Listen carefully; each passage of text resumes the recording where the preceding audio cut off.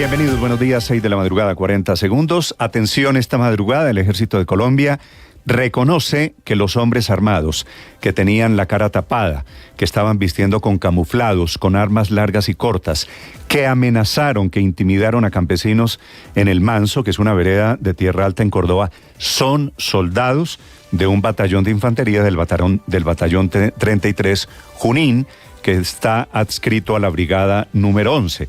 ¿Qué ha sido la controversia de las últimas horas? Porque se identificaron como disidentes de las FARC. Es, por supuesto, el reconocimiento de una muy grave violación de derechos humanos. Los campesinos, afortunadamente, los grabaron. Son 4 soldados que se ven allí amenazando con armas largas a estos niños, a las mujeres que tenían bebés en sus brazos y a viejos, adultos mayores. Llegaron a ese pequeño caserío, dijeron que eran disidentes, tirando a la gente al piso. Hay una denuncia más grave de uno de los líderes allí en Tierra Alta, es que estos militares violaron y agredieron sexualmente a mujeres en esa zona. Un episodio que duró algo más de 2 horas que estuvieron los militares allí. La inspección del Ejército viaja esta mañana al Manso para la respectiva investigación, pero el comunicado que fue emitido inusualmente esta madrugada da por hecho y da por cierto que estos señores son militares. Ocurrió hace 2 días, el Ejército parece no tener dudas. Los fusiles que tenían estos hombres en el video son de la misma marca que usa el Ejército. Uno de los fusiles tenía un cartucho de vida, que es ese elemento de color amarillo que se ve allí colgado en una esquina en uno de esos fusiles y que también es armamento exclusivo de la tropa. Y las coordenadas de esos militares coinciden con la vereda del Manso. Ya les vamos a contar de lo que significa esta aceptación, un golpe, por supuesto, para el Ministerio de Defensa. A las 9 de la mañana hay un Consejo de Seguridad del gobernador de Córdoba, Orlando Benítez, intentando saber por qué esos soldados llegaron amenazando, atacando, intimidando a los civiles. Esta situación de Córdoba no es desafortunadamente la única noticia de orden público. Atacaron con explosivos anoche el CAI en la vía al mar, que está al oeste de Cali. La comunidad reportó tarde una muy fuerte explosión. Lanzaron explosivos contra un centro comercial en Tuluá, en el Valle. Un ataque que aparentemente iba dirigido a unos juzgados que están ahí pegados. Mataron en su colegio a un profesor de Yolombó, en Antioquia. La gobernación ofrece esta mañana una recompensa de 50 millones de pesos y en Bogotá siguen buscando a los ladrones que atacaron la sede de la Caja Social en el Restrepo, al sur de Bogotá. Atacaron un banco a plena luz del día ayer a las 2 de la tarde. Ya les voy a hablar de estas historias, les contaré la otra noticia de esta mañana, que es sobre EPM, que anoche tarde decidió que no va a poner la plata y que no va a capitalizar a Tigo. Una decisión que de inmediato crea una inmensa incertidumbre para 13 millones de personas que tienen un celular o planes de internet vinculados con esta empresa. Y si EPM no pone los 75 millones de dólares, el único camino que tiene Tigo ahora es poner esa plata, la gente de Millicom, que es el otro socio, en total serían 150 millones de dólares, para achicar la participación de EPM y salvar la empresa, o no poner nada e ir a un proceso de crisis, de reorganización o de eventual liquidación de Tigo. A no ser, digo yo, que aparezca un tercero, que es el gran rumor en el mundo de los negocios. Bienvenidos, vamos a hablar de estas historias. Les contaré también de la reforma a la educación, que fue radicada ya por la ministra Aurora Vergara, que promote debates muy interesantes, tal y como sucedió con la reforma a la salud. Esta tiene solamente 36 artículos, busca que la educación sea un derecho fundamental y fundamentalmente pública. Impulsa las universidades públicas, la educación posmedia, las tecnologías, las técnicas y cursos especializados como los del SENA. Crea para algunas circunstancias el grado 12 o 13 en el bachillerato y propone otorgarle facultades extraordinarias al presidente Petro para que busque recursos adicionales para el tema de educación. Todos temas que por supuesto abren un debate gigante alrededor de alcances y límites en la educación. Nada que tenga que ver con cambios o con evaluación para maestros. Y a propósito de proyectos, les contaré, se archivó en la Comisión Primera de la Cámara el que buscaba obligar al presidente al control médico anual, que hubiera sido una ley con vigencia inmediata. La archivó, por supuesto, la bancada mayoritaria afín al gobierno, que creían que esto tenía nombre propio. una decisión del representante David Racero, expresidente de la Cámara, alega que la historia clínica, así sea la del presidente, es íntima y privada y que no se puede conocer el examen de salud, que entre otras cosas se lo hacen a cualquier empleado cuando va a entrar a una empresa. Y hablando del presidente, les contaré de la nueva pelea. El presidente estuvo anoche en el partido de la Selección Colombia en Chile. Nueva pelea con el gobierno de Bogotá, enfrentados ahora por la ampliación de la avenida Boyacá hacia el norte. Dice el presidente que no está de acuerdo con intervenir la reserva Van der Hamen porque los árboles producen oxígeno para Bogotá. Le responde la alcaldesa Claudia López de su cambio de posición porque cuando era alcalde había propuesto básicamente lo mismo. La alcaldesa, que en la medida en que se acerca el final del gobierno parece cada vez más antipetrista y pregunta: yo no sé qué les hizo Bogotá que le están parando todas las obras. Bienvenidos, historias que vamos a compartir con ustedes en esta mañana. Ya amaneció en Bogotá, tenemos aquí una temperatura de 9 grados centígrados. Hizo frío esta madrugada, será una mañana más agradable, calor en horas de la tarde, opera normalmente todos los aeropuertos en Colombia. La tragedia en el mundo sigue siendo Libia, donde la acción de este ciclón Daniel inundó literalmente 4 pueblos, el principal Derna, una ciudad turística, mató a 6,000 personas, pero lo más grave es que hay 10,000 desaparecidos, unas cifras muy parecidas a las de Armero en el año 85 en Colombia.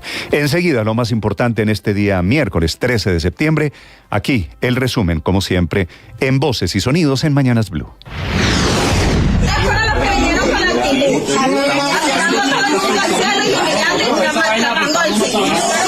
Mucha atención, que el ejército admitió que militares del batallón de infantería número 33, adscrito a la 11ª Brigada, son los responsables de las amenazas e intimidaciones a la comunidad de la vereda del Manso del municipio de Tierra Alta en el departamento de Córdoba.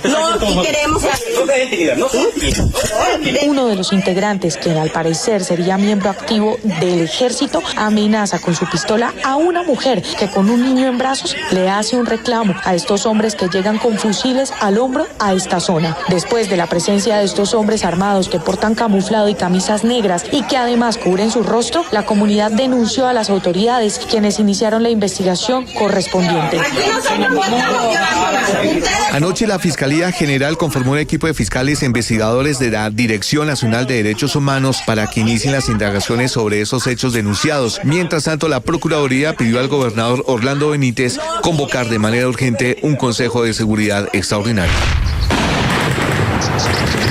Con tatucos y granadas han llegado las disidencias de las FARC a las veredas aledañas del municipio de Argelia en el Cauca para que familias enteras salgan de sus hogares. Según información de las fuerzas militares, son cerca de 2.600 los desplazados. Esto dijo el general Eric Rodríguez, comandante del Comando Conjunto número 2 del Suroccidente. Han sido desplazados a la fuerza y bajo amenaza por la estructura Carlos Patiño. En sus propias palabras, los han sacado de sus casas a punta de granada y a punta de cañón y plomo.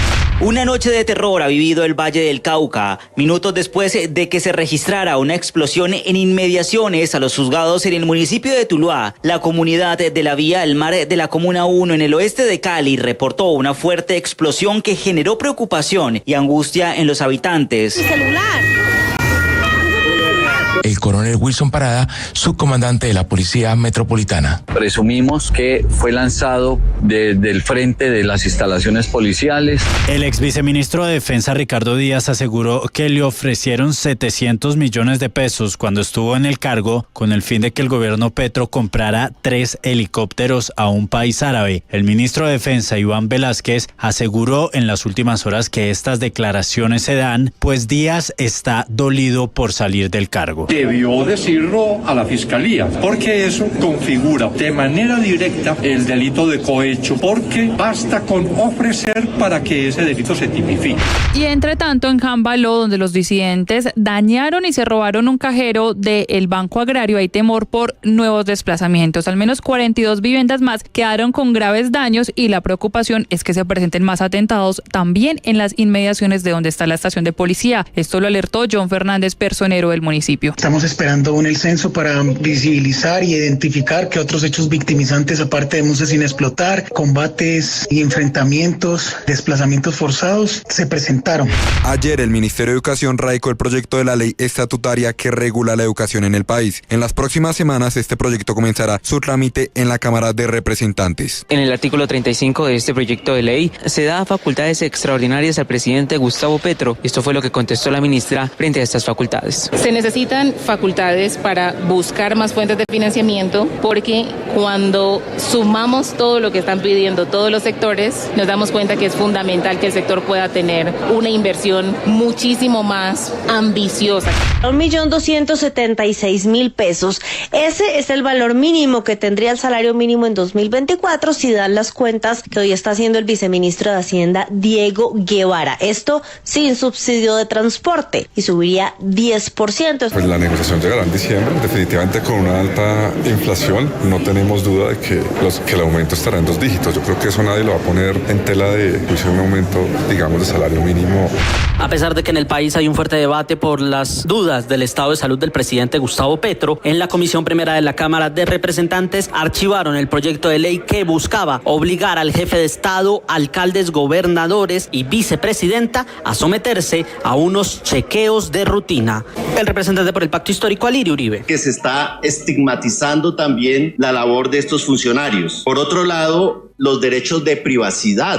Una arremetida del presidente Gustavo Petro contra Daniel Ortega, presidente de Nicaragua, por una denuncia que hace la escritora Yoconda Belli, quien escribe en su cuenta de Twitter lo siguiente: ayer la dictadura Ortega Murillo consumó la confiscación de mi casa de habitación en Managua, enviando policías a ocuparla. Cita ese mensaje el presidente Gustavo Petro criticando a Ortega. Dice que expresa toda su solidaridad con la escritora. Dice que es una poeta de la resistencia nicaragüense contra Somoza, ahora perseguida por Ortega. ¡Qué paradoja! Aquí en Chile recorro casas de poetas chilenos a quienes la dictadura allanaba sus casas y asesinaba, y Ortega hace lo mismo que Pinochet. El presidente también comparó la toma del Palacio de Justicia con los ataques al Palacio de la Moneda durante el golpe de Estado en Chile.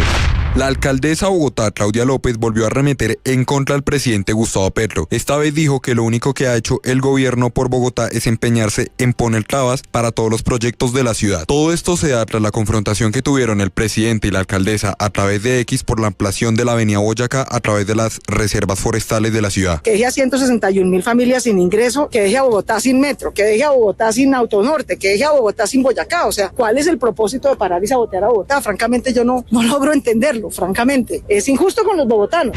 En un debate de candidatos a la alcaldía de Bogotá, el candidato Gustavo Bolívar le respondió al candidato de Cambio Radical general en retiro Jorge Vargas por su silencio frente a los recientes hechos de violencia en la ciudad, como el ataque a los policías en Suba, en Uncay de la Gaitana, los actos de vandalismo en la carrera 11 y los daños a la iglesia La Porciúncula. ¿Por qué no salí a decir nada ayer? Porque es que yo no me sentía aludido. ¿Cómo va a salir a defenderme de algo que están haciendo unos bandos allá? Para eso está la justicia. Yo no soy juez. Yo no sé si son de primera línea. Aquí tenemos que acudir al debido proceso. Primero hacer una investigación a ver quiénes fueron los encapuchados. De pronto son los mismos policías. ¿Yo qué voy a saber? Previo a la reunión de la Junta Directiva de Tigo UNE programada para hoy, la Junta Directiva de EPM analizó las opciones que dio el gobierno nacional y decidió que no va a entregar los $75 millones necesarios para capitalizar la empresa de telecomunicación. El ministro Néstor Osuna y el director de la policía estuvieron reunidos junto a funcionarios de la administración Biden discutiendo en detalle la nueva política nacional de drogas de Colombia, que según el ministro Osuna fue recibida de manera positiva. La estrategia de la política de drogas del gobierno nacional tiene que ver con aumentar la interdicción fluvial, marítima, aérea, terrestre, con aumentar la incautación de cocaína, la destrucción de laboratorios, la lucha contra el lavado de activos. Eso es evidente. La catástrofe de Libia crece a cada minuto. Cientos de cadáveres están siendo arrojados al mar en las playas. Los muertos ya superan los 6.000. Naciones Unidas acaba de publicar el nombre de otras 6 ciudades, además de la ciudad puerto de Derna, que también fueron severamente destruidas por la tormenta y de las que aún no se tiene información. El país está dividido en 2 gobiernos débiles apoyados por milicias. La tragedia crece con la negligencia de sus autoridades, que no saben cómo manejar la catástrofe ni la ayuda internacional. Más de 7.000 heridos y los supervivientes siguen sin refugio, sin agua y sin comida. El presidente ruso Vladimir Putin se ha reunido con el líder norcoreano Kim Jong-un en el cosmódromo de Vostochny. De ese encuentro, que se ha prolongado durante algo más de 4 horas, podrían salir acuerdos de suministros de armas para Moscú y tecnología militar recíproca para Pyongyang. Y'all give it up for Shakira. Desde 1984, MTV ha reconocido la excelencia en la producción de videos mediante los famosos VMAs, los Video Music Awards. Este año, las protagonistas fueron las mujeres y las latinas. Por el lado latino, las ganadoras fueron las colombianas Shakira y Karol G, que se llevaron el trofeo a la mejor colaboración con su canción TQG. En una cancha bien complicada, la selección Colombia logró sacar un punto en calidad de visitante frente a la selección chilena y eso le permite culminar la doble fecha de eliminatoria en la tercera posición con 4 puntos. Estás escuchando Blue Radio.